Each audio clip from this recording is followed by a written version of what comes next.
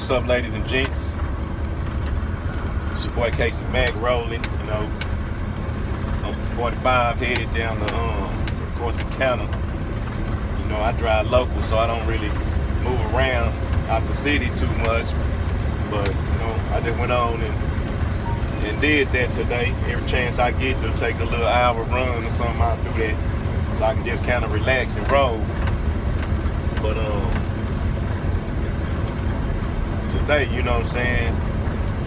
a lot of these cats, they be driving trucks, they be on the road. My main thing, that I want to say today to them and everybody really, but talking to my fellow truck drivers, we in these trucks, remember to be in communication with God. Take him wherever you going. And whatever God you believe in, whatever you believe, whatever God has your faith, stay in communication. Because we can have whatever we want. Everything was already promised to us, And I know for a fact, because I know what God has done for me, stand in prayer, always in communication. God wants us to communicate with him all day, every day. In all that we do, he want us to take him with us. You don't have to go no specific place. You don't have to have on no certain clothes. You don't have to be talking to no certain person. It's within you. So, God is within us. So I just want everybody to remember, especially going through these times we're going through in the pandemic, and some people struggling, some people going through things. Even you, if that's you going through stuff, pray right now. Ask God for what you want, and continue to ask, and ask in confidence that you're going to get it, because God promised you that already. So, a lot of people be feeling like my situation is this, so I'm at a less of an advantage. I don't have an advantage. Nobody has an advantage, because we all have fell short anyway of the glory. All of us are imperfect. To God, all of us are filthy rags. So nobody just really has the advantage. What we got to remember is, wherever you are, whatever you're doing, whatever you have, wherever you are in your life, communicate with God on a regular basis, and communicate with confidence, and say thank you when you ask for what you need. Assume it's done. Because that makes all the difference. It's like, why God gonna give you this big old 5-bedroom house with that swimming pool in the back, and you don't even, appreciate him, and you don't pray in that 2-bedroom apartment. You don't communicate with him, in the projects where you live in. Start right there. Start wherever. You don't have to have nothing to get started, or you don't have to, be in some situation, some better circumstance.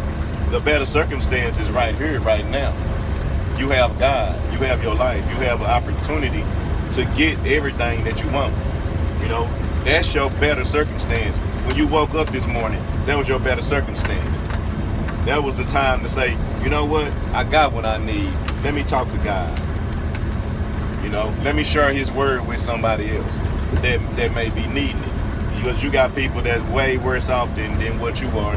You got people that's going through a struggle way different, than what you are. And we go through our struggles. All of us go through our struggles, but our struggles cannot determine how we feel about how God feel about us. Some people feel like, well, I don't have nothing, so God don't love me. What have you done for your own, self? What positions have you put yourself in to allow God to come into your life? To allow God to come in and say, you know what? You invited me in your life, or you even inviting God in your life.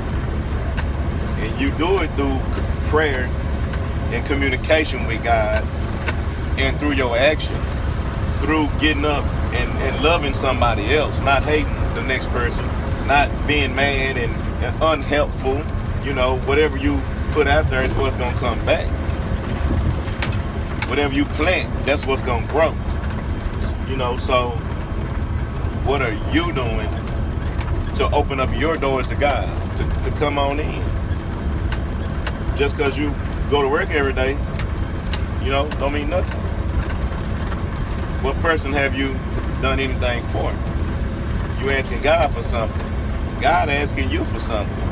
The bigger the bigger the blessing that you want, the bigger the trial and the tribulation gonna be. So when you start going through stuff that you feel like it's a big trial. It's something too much.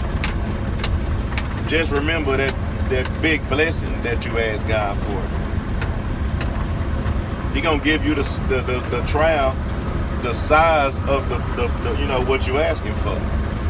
You ask for something small, if you realize that you'll get that pretty easy. That's small. It's nothing. The trial was nothing. Start asking for these bigger things. Be prepared for the trial. Prepare yourself for the trial before you ask for the blessing. Because God gonna give you what you want. He gonna give it to you. He gonna give it to you in the form of a trial first, most of the time. So when that trial comes, don't look at it like, oh man, God tripping, he didn't want to help me, he ain't here for me. Don't say that. Understand that the trial comes before your blessing most times, because he want to know where you really are. How do you really feel, about him? How good is your heart for real? Behind closed doors, how good is your heart? Not out there faking and shaking, but then you won't help nobody. Now, where's your heart for real? So when you start asking God for something, He gonna test your heart. He gonna test your faith. Go to Him and ask for it with confidence, with full confidence. I know I'm finna get this. I'm asking God for things right now, and I gotta pray and converse with Him right now, all day, every day. And share His word and have a good heart, and gotta renew your mind first. Renew your mind. Start thinking different, and have a good heart. Don't be dumb and don't be stupid and don't be soft and don't be a pushover, but be real with yourself and be real with God. And y'all be safe out here in these streets, driving these trucks. You know what I'm saying? And we'll be making another video getting back at y'all. Just wanted to put that out there. God bless y'all. Love y'all. Take care of your business. Take care of God's business. And get your blessings.